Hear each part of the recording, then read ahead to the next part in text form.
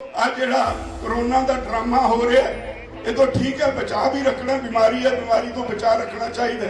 आ तुसीं धुप्पे फिरदे हो, विटामिन डी मिलता है, भी कोरोना का इलाज है, नेड़े भी नहीं आना। जाके दिल्ली दियां उन्हां गलियां च देखो जिथे सफाई नहीं, तुहाडे ते इत्थे तुसीं अपने आप इन्नी सफाई रखी हुई है, उन्हां दा तुहाडे नाल मुकाबला ही नहीं हो सकता। असीं जिहड़े सख्त काम करने वाले लोग हां, उन्हां दी इम्यूनिटी, उन्हां दी बीमारियां नाल लड़न दी शक्ति वध हुंदी है, इस करके सानू इहो जी बीमारी लग नहीं सकती। सरकारां दी ये हमेशा चालां हुंदियां, कोई ना कोई ढंग तरीका वरत के लोकां विच या कोई गलत अफवाहां फैला के अंदोलनां नूं कमजोर करन दी। बहुत पैसा इकट्ठा किया मोदी ने, वो इस तरह पैसा खर्च कर रहा है, जिहड़ी गल उन्हां दे खिलाफ जाती होवे वो IT सैल उहदे खिलाफ प्रचार शुरू कर दिंदा है। मोदी ने जिहड़े तिन्ने कानून बनाए सी, असीं तिन्नां नूं एक एक करके झटकाया, साबित किया कि ये कानून गलत ने। इस देश के होर बहुत सारिया कौमां वसदियां, पर जिहड़ा कुर्बानी का मादा तुहाडे लोकां दे विच है, ये दुनिया च किते नहीं मिलदा। लोकां नूं सूझी आउण लगी आ अंदोलन ने सारे देश नूं खड़ा कर दिता है। तुसीं एडा वड्डा तप कर रहे हो, ये तुहाडे तप दा सिट्टा है। जदों तप कोई करदा है तां रब भी हिलदा है।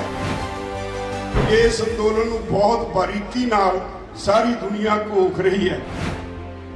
ये सारी दुनिया नूं समझ आ गया, इस देश के वासियों नूं, कि जे कानून लागू हो गए सिर्फ किसानां दी कल्याण दी जमीन नाल संबंधित नहीं, जमीन तां जाएगी पर इहदे नाल लोकां दी रोटी भी चली जाएगी। भारत ऐसा देश बन गया, इहदा 74 तो 83वें दे नंबर चलिया गया है, जिथे सही मानियां विच कहण नूं आज़ादी है, लोकां नूं आज़ादी कोई नहीं।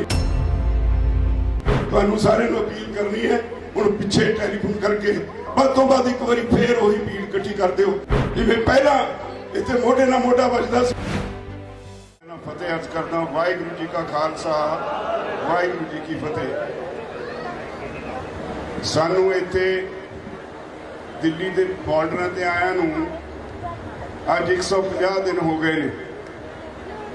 150 दिनों विच बहुत उतरा चढ़ा आए। सरकार ने बहुत अनेकों तरह दियां इल्जाम तराशियां कीतियां, कदे खालिस्तानी कहा, कदे पाकिस्तानी कहा, कदे ये कहा कि इन्हां नूं फंडिंग विदेशों तो आउंदी है। सरकारां दी ये हमेशा चालां हुंदियां, कोई ना कोई ढंग तरीका वरत के लोकां विच या कोई गलत अफवाहां फैला के अंदोलनां नूं कमजोर करन दी। सरकार दीयां एजेंसियां बहुत सरगर्म ने, वो थां थां तुरियां फिरदियां, उल्टा सीधा किते प्रचार, कदे लीडरशिप ते अटैक करदियां ने, कदे कुछ कहंदे ने। कुछ लोग कई बारी जोश च आके कुछ वध घट भी बोल जाते हैं, पर अंदोलन चलाने वाले नूं सारा कुछ सहना पैंदा है। ये पहली गल है, जेडे लीडर इहो जिहियां गल्लां बर्दाश्त नहीं कर सकते, वो बहुत लंबा अंदोलन नहीं चला सकते। तुहाडा ये अंदोलन दुनिया का सब तो वड्डा अंदोलन हो निबड़िया। इहदे ते सारी दुनिया दीयां निगाहां ने, सारी दुनिया के लोग इहदे ते रिसर्च करनी शुरू कर दी है। पिछले दिनी साडी इंटरनेशनल प्रेस कॉन्फ्रेंस एक गल बड़ी स्पष्ट हो गई भी इस अंदोलन नूं बहुत बारीकी नाल सारी दुनिया घोख रही है। कल एक होर ऑफर आई अमरीका च वाशिंगटन तो, कोई सज्जन कहते ने भी असीं इसे तरह की एक संसार व्यापी प्रेस कॉन्फ्रेंस होर करनी चाहुंदे हां। देखांगे वो सिरे चढ़दी है, कदों चढ़दी है वो भी तुहानूं दसांगे। पर मैं तुहानूं ये जिक्र करना चाहांगा भाई सारी दुनिया इस अंदोलन वाल देख रही है। नवीं पैड़ा पाइयां ने, नवे कीर्तिमान साबित किए ने, जिथे तुसी दुनिया में सब तो वध सबर संतोख का इजहार करके साबित किया है। भाई तुसी जिहड़े पंजाबी हो, खास तौर पर आ हरियाणा तो मैं पंजाबियों में ही गिणदा, क्योंकि साडा ही हिस्सा रहा है, साडे भरा ने। तुहाडे तुसीं एक वक्री किस्म के लोग हो। इस देश के होर बहुत सारिया कौमां वसदियां, पर जिहड़ा कुर्बानी का मादा तुहाडे लोकां दे विच है, ये दुनिया च किते नहीं मिलता। एडा लंबा अंदोलन दुनिया च कदे कोई लड़ नहीं सकिया अज तक दुनिया में एडी वड्डी पद्धर ते पार्टिसिपेशन लोगों की हाज़री कदे नहीं हुई किसी अंदोलन में। और यह भी दुरुस्त है भी इस अंदोलन लमकाउण वास्ते इनू थड़काउण वास्ते सरकार दियां सारियां एजेंसियां ते सरकार ने पूरी ढिल ला ली। और सानू इस गल का माण है भाई मोदी ने जिहड़े तिन्ने कानून बनाए सी असी तिन्नां नूं एक एक करके झटकाया, साबित किया भी ये कानून गलत नहीं। सरकार कोल कोई जवाब नहीं। वो हुण आने बहाने इधरों उधरों जी सानू पहला तो यह कहते रहे सानू दसदे नहीं भी ये काला की है, जबकि असलीयत यह है भाई क्लॉज बाई क्लॉज बहस हो चुकी सी। इसलिए सुधारां की गल सोधां की गल सरकार करन लग पई सी। अज उन्हां कोल कोई जवाब नहीं। वो हुण करोना का बहाना लाउंदे ने, कदे वो ऑपरेशन क्लीन का बहाना करते हैं। एक गल भरावो मैं तुहानूं कई बार कही है, बीजेपी का IT सैल जिहदे च 3700 मुलाजम रखा हुआ है, बहुत पैसा इकट्ठा किया मोदी ने। वो इस तरह पैसा खर्च कर रहा है जिहड़ी गल उन्हां दे खिलाफ जाती होवे वो IT सैल उहदे खिलाफ प्रचार शुरू कर दिंदा है।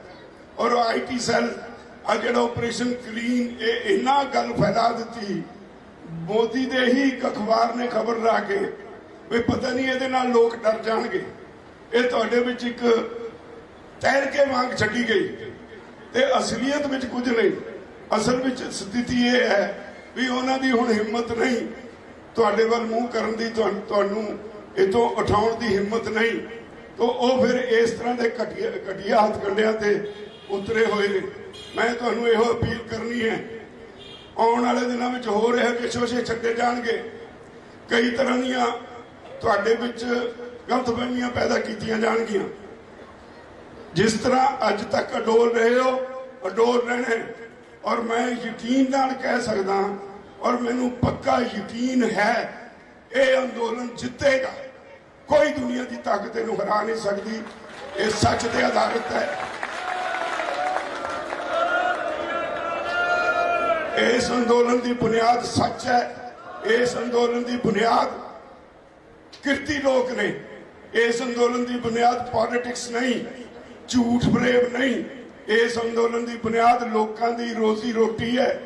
इत्थे किसान मजदूर जिहड़े बैठे ने सिर्फ अपने लिए नहीं बैठे, ये सारी दुनिया नूं समझ आ गया इस देश के वासियों नूं भी जे कानून लागू हो गए सिर्फ किसानां दी कल्लियां दी जमीन नाल संबंधित नहीं, जमीन तो जाएगी पर इहदे नाल लोकां दी रोटी भी चली जाएगी। जदों ये जमीन साडा सारा किता कॉरपोरेट हाउसिस के हवाले हो गया, जदों कॉरपोरेट एग्रीकल्चर शुरू हो गई उस वेले अनाज उन्होंने गोदामां च होएगा। अज भी साडे देश की स्थिति ये है बड़ियां मकार सरकारां ने लोगों को असलियत दसदियां नहीं।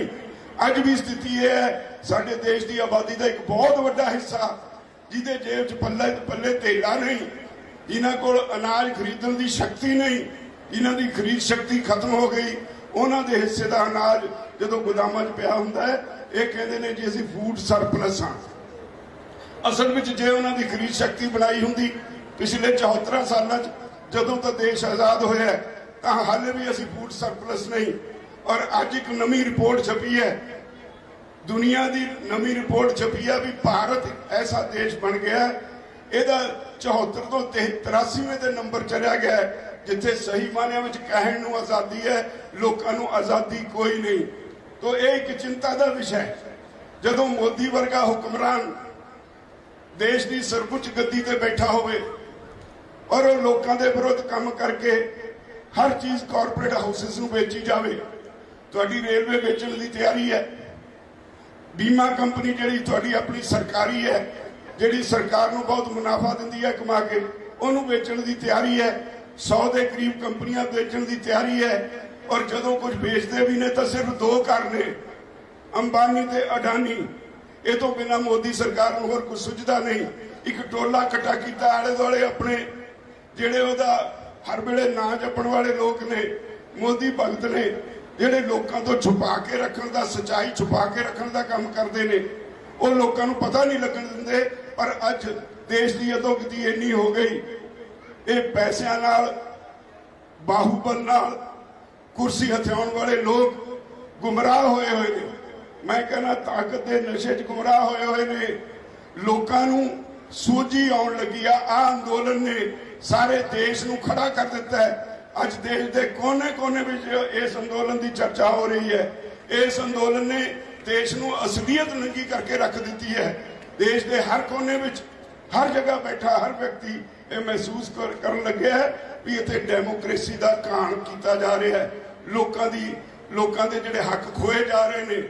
ਇੱਥੇ ਮਿਹਨਤੀ ਲੋਕਾਂ ਨੂੰ ਖਾਸ ਤੌਰ ਤੇ ਲਤਾੜਿਆ ਜਾ ਰਿਹਾ ਹੈ। ਇੱਥੇ ਸਿਰਫ ਅਮੀਰਾਂ ਔਰ ਕਾਰਪੋਰੇਟਸ ਦੀ ਗੱਲ ਰਹਿ ਗਈ।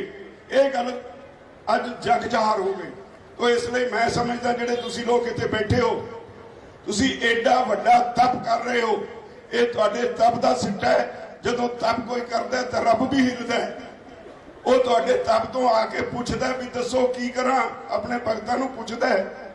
ਤੇ ਅੱਜ ਤੁਸੀਂ ਜਿਹੜੇ ਤਪਸਵੀ ਲੋਕ ਇੱਥੇ ਬੈਠੇ ਹੋ, ਜਿਨ੍ਹਾਂ ਦੀ ਕਮਾਈ ਵਿੱਚ ਇੱਕ ਧੇਲੇ ਦੀ ਬੇਈਮਾਨੀ ਨਹੀਂ। ਸਾਡਾ ਤਾਂ ਇੱਕ ਸਿੱਧਾ ਜਿਹਾ ਖਾਸਾ ਹੈ। ਜੇ ਸਾਡੇ ਖੇਤ ਦੇ ਨਾਲ ਲੱਗਦੇ ਖੇਤ ਦੀ ਇੱਕ ਵੱਟ ਥੋੜਾ ਜਿਹਾ ਚੱਕਦੀ ਹੈ, ਲੜਾਈ ਹੋ ਪੈਂਦੀ ਹੈ। ਅਸੀਂ ਤਾਂ ਆਪਣੇ ਖੇਤ ਚੋਂ ਹੀ ਵੱਢ ਕੇ ਆਪਣੇ ਘਰ ਲਿਆਉਣਾ ਜੋ ਪੈਦਾ ਕੀਤਾ। ਇੱਥੇ ਕੋਈ ਕਰਪਸ਼ਨ ਨਹੀਂ, ਇੱਥੇ ਕੋਈ ਬੇਈਮਾਨੀ ਨਹੀਂ।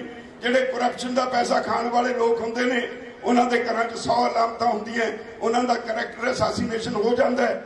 ਤੇ ਤੁਹਾਡੇ ਜਿਹੜੇ ਇਮਾਨਦਾਰੀ ਦੀ ਕਮਾਈ ਆਪਣੇ ਬੱਚਿਆਂ ਨੂੰ ਖਵਾਉਂਦੇ ਹੋ, ਤੁਹਾਡੇ ਬੱਚਿਆਂ ਦਾ ਕਰੈਕਟਰ ਅਸਾਸੀਨੇਸ਼ਨ ਨਹੀਂ ਹੁੰਦਾ। ਤੁਹਾਡੇ ਬੱਚਿਆਂ ਦਾ ਕਿਰਦਾਰ ਉੱਚਾ ਹੁੰਦਾ ਹੈ। ਇਹ ਵੱਖਰੀ ਗੱਲ ਹੈ। ਉਹਨੂੰ ਐਕਸਪਲੋਰ ਕਰਨ ਲਈ ਤੁਹਾਡੇ ਕੋਲੋਂ ਐਜੂਕੇਸ਼ਨ ਖੋਲੀ ਗਈ ਹੈ। ਤੁਹਾਨੂੰ ਪਤਾ ਨਹੀਂ ਲੱਗਦਾ ਵੀ ਸਰਕਾਰ ਕੀ ਕਰਦੀ ਹੈ। ਉਹਨਾਂ ਦੀ ਸਮਝ ਨਹੀਂ ਪੈਂਦੀ, ਸਰਕਾਰ ਦੀਆਂ ਚਾਲਾਂ ਦੀ ਸਮਝ ਨਹੀਂ ਪੈਂਦੀ। ਤੋ ਇਸ ਲਈ ਆਪਣੇ ਆਪ ਨੂੰ ਕਦੇ ਛੋਟੇ ਨਾ ਸਮਝੋ। ਤੁਸੀਂ ਅਸਲੀ ਵਾਰਸ ਹੋ ਇਸ ਦੇਸ਼ ਦੇ। ਜਿਹੜੇ ਰਾਜਨੀਤੀ 'ਚ ਲੋਕ ਨੇ, ਬੜੇ ਲੋਕ ਦੇਖਣ ਨੂੰ ਲੱਗਦੇ ਨੇ, ਉਹ ਬੜੇ ਨਹੀਂ, ਬੜੇ ਤੁਸੀਂ ਹੋ ਜਿਹੜੇ ਇਮਾਨਦਾਰੀ ਦੀ ਕਮਾਈ ਖਾਂਦੇ ਹੋ। ਇਸ ਲਈ ਤੁਹਾਨੂੰ ਕੋਈ ਦੁਨੀਆ ਦੀ ਤਾਕਤ ਹਰਾ ਨਹੀਂ ਸਕਦੀ। ਮੈਂ ਤੁਹਾਨੂੰ ਬਾਰ-ਬਾਰ ਨਮਨ ਕਰਦਾ। ਤੁਸੀਂ ਜਿਹੜੇ ਇੰਨੇ ਧੀਰਜ ਨਾਲ ਲੰਬੇ ਸਮੇਂ ਤੋਂ ਬੈਠੇ ਹੋ। ਇੱਕ ਅਪੀਲ ਕਰਾਂਗਾ, ਜਿਹੜੇ ਵੀਰ ਹਾੜੀ ਵੱਢਣ ਗਏ ਹੋਏ ਨੇ, ਹੁਣ 10-10 ਦਿਨ ਦਾ ਜਾਂ 10-10 ਬੰਦਿਆਂ ਦਾ ਰੋਟੇਸ਼ਨ ਨਾ ਬਣਾਓ। ਹੁਣ ਆ ਕੇ ਇੱਥੇ ਫੇਰ ਇੱਕ ਵਾਰੀ ਟਿਕੋ। ਆ ਜਿਹੜਾ ਕਰੋਨਾ ਦਾ ਡਰਾਮਾ ਹੋ ਰਿਹਾ, ਇਹ ਤੋਂ ਠੀਕ ਹੈ, ਬਚਾਅ ਵੀ ਰੱਖਣਾ। ਬਿਮਾਰੀ ਹੈ, ਬਿਮਾਰੀ ਤੋਂ ਬਚਾਅ ਰੱਖਣਾ ਚਾਹੀਦਾ। ਜਿਵੇਂ ਤੁਹਾਨੂੰ ਪਹਿਲਾਂ ਦੱਸਿਆ ਗਿਆ ਸੀ ਵੀ ਕਾੜਾ ਪੀਓ। ਆ ਤੁਸੀਂ ਧੁੱਪੇ ਫਿਰਦੇ ਹੋ, ਵਿਟਾਮਿਨ ਡੀ ਮਿਲਦਾ ਹੈ, ਵੀ ਕਰੋਨਾ ਦਾ ਇਲਾਜ ਹੈ। ਨੇੜੇ ਵੀ ਨਹੀਂ ਆਉਣਾ। ਅਸੀਂ ਜਿਹੜੇ ਸਖਤ ਕੰਮ ਕਰਨ ਵਾਲੇ ਲੋਕ ਹਾਂ, ਉਹਨਾਂ ਦੀ ਇਮਿਊਨਿਟੀ, ਉਹਨਾਂ ਦੀ ਬਿਮਾਰੀਆਂ ਨਾਲ ਲੜਨ ਦੀ ਸ਼ਕਤੀ ਵੱਧ ਹੁੰਦੀ ਹੈ। ਇਸ ਕਰਕੇ ਸਾਨੂੰ ਇਹੋ ਜਿਹੀ ਬਿਮਾਰੀ ਲੱਗ ਨਹੀਂ ਸਕਦੀ। ਜਾ ਕੇ ਦਿੱਲੀ ਦੀਆਂ ਉਹਨਾਂ ਗਲੀਆਂ 'ਚ ਦੇਖੋ ਜਿੱਥੇ ਸਫਾਈ ਨਹੀਂ। ਤੁਹਾਡੇ ਤਾਂ ਇੱਥੇ ਤੁਸੀਂ ਆਪਣੇ ਆਪ ਇੰਨੀ ਸਫਾਈ ਰੱਖੀ ਹੋਈ ਹੈ, ਉਹਨਾਂ ਦਾ ਤੁਹਾਡੇ ਨਾਲ ਮੁਕਾਬਲਾ ਹੀ ਨਹੀਂ ਹੋ ਸਕਦਾ।